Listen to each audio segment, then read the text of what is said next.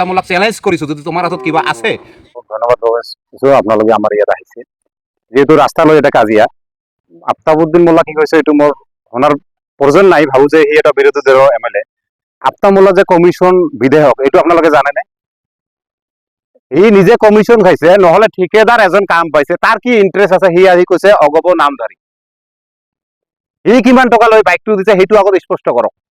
তাৰ পাছত আমাৰ কোনে পইচা লৈছে সেইটো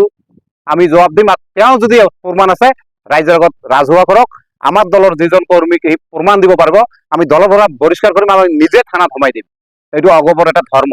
দুখী কেতিয়াও অগপ মানি নলয় এইকাৰণে আমি আফতাব মোল্লাক চ্যালেঞ্জ কৰিছো যদি তোমাৰ হাতত কিবা আছে তুমি ইমিডিয়েট 3 দিন সোমাই দিয়া আছে যদি নেদে তেনে আপোনাৰ মানে বহুত ধাৰাবাহিকভাৱে আইনীভাৱে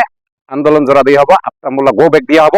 পৰিস্থিতি বহুত ভয়ংকৰ আহিব বুলি মই এইটো স্পষ্ট কৰি দিলো আফতাবুদ্দিন মোল্লা ডাঙৰীয়াক আপোনাৰ 3 দিনৰ ভিতৰত এইটো উত্তৰ দিব লাগিব কোনে পইচা লৈছে ক'ত পইচা লৈছে কেনেকা লৈছে এইখিনি গোটাই ডিটেইলছ আমাৰ অগপৰ